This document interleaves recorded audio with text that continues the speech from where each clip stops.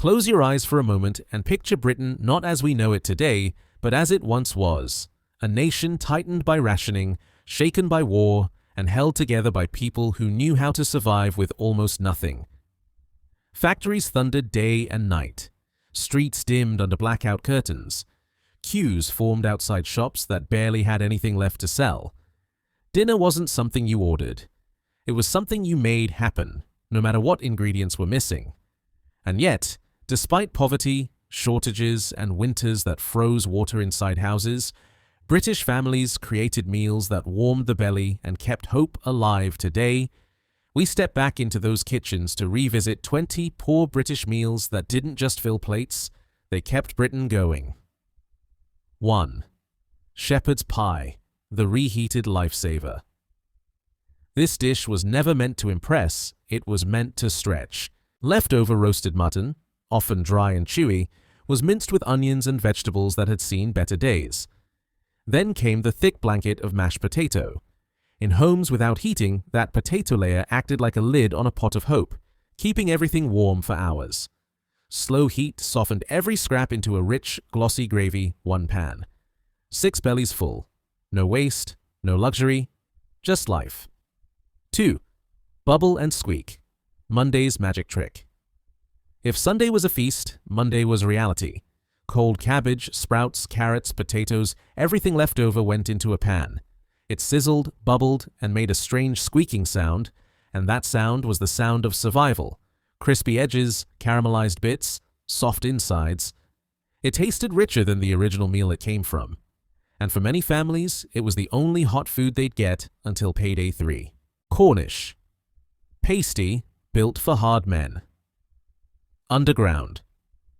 The pasty wasn't invented for comfort. It was designed for battle, not war, but the mines. A thick pastry wall protected the hot filling inside. Miners grabbed the crust with filthy hands, ate the filling, and tossed the dirty edge away. Some pasties even had 2 sections, savory meat at one end, dessert at the other. All inside one edible package that stayed warm deep underground. 4. Toad in the hole. When batter became a blessing. Imagine opening your pantry and seeing only 3 sausages and a crowd of hungry children.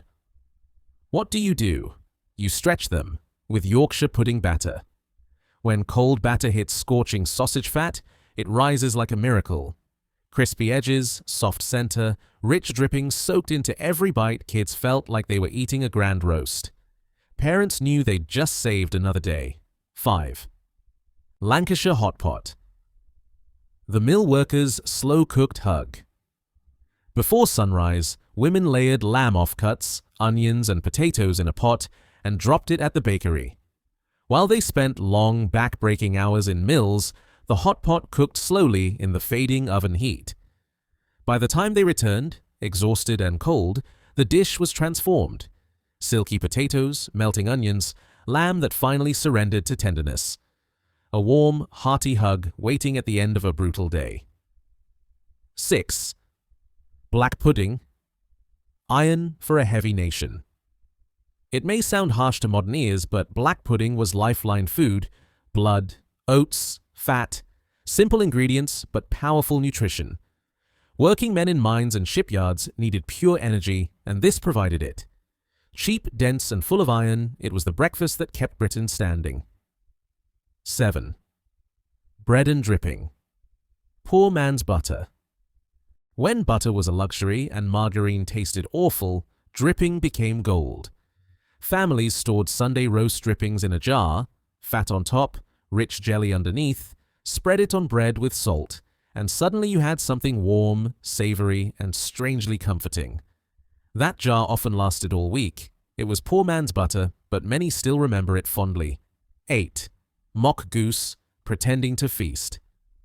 In wartime, even dreams were rationed. Goose was out of the question, but potatoes, apples, onions, and herbs, those could create an illusion.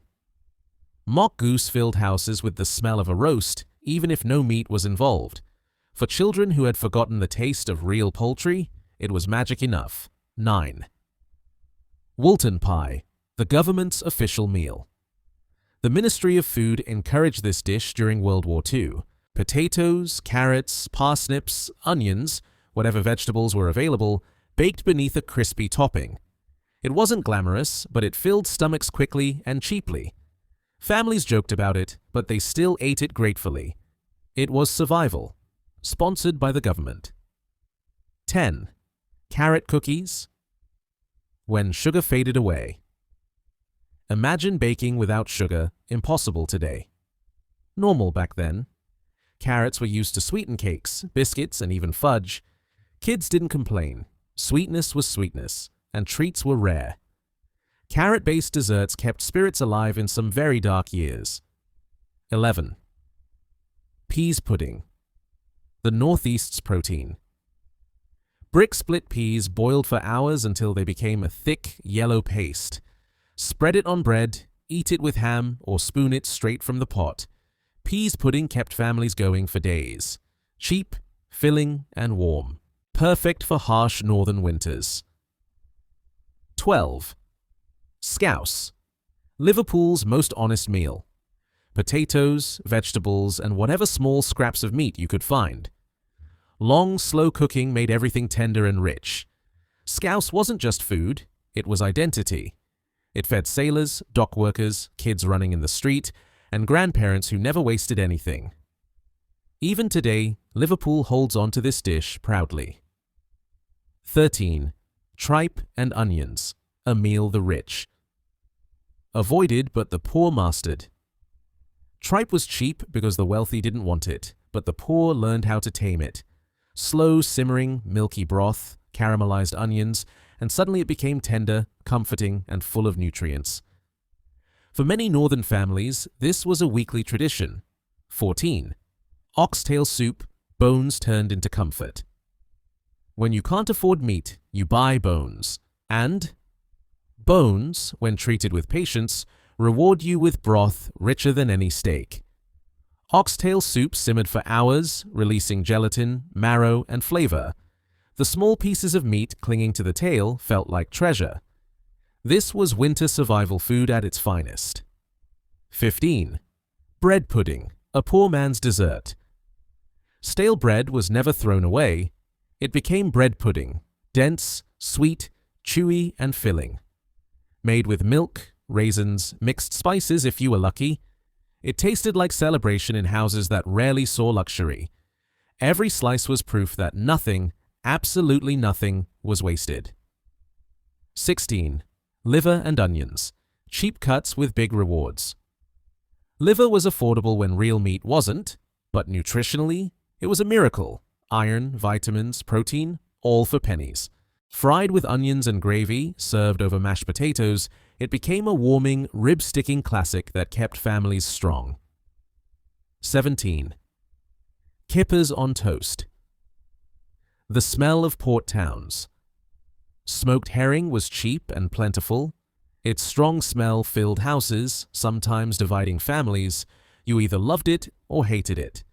But you couldn't deny how filling it was. Salty, oily, rich, and perfect for long workdays. 18. Potato hash.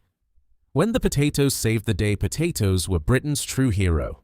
Affordable, filling, and versatile. Potato hash was a one-pan wonder. Potatoes, onions, and whatever meat scraps you could gather. Crispy, golden, and hot. The kind of meal that warmed both the kitchen and the heart. 19. Rag pudding, wrapped in cloth, filled with hope. Lancashire's humble masterpiece, sweet pastry, stuffed with minced meat and onions, tied in cloth, steamed for hours. It wasn't fancy, but it was hearty, satisfying, and perfect for cold northern nights. A forgotten treasure of the working class. 20. Kedgeree. Empire influence, poor man's breakfast originally Indian, adapted by Britain, and eventually embraced by the working class. Rice, smoked fish, onions, eggs, simple, aromatic, and surprisingly filling, perfect for families who needed something cheap that felt rich. These meals weren't just recipes, they were survival. They were the taste of coal dust washed off after a long shift, the warmth that cut through icy winters, the comfort that parents gave their children when money was tight and hope was thinner. And the beautiful part? Many of these meals survived. Not because Britain stayed poor, but because food made with heart never goes out of style. So, the next time you see a hot pot, a pasty, or a slice of bread pudding, remember, you're not just eating, you're tasting the strength of a generation that built Britain with empty pockets, but full hearts. Like, share, and subscribe for more stories where history, struggle, and food come together on one unforgettable plate.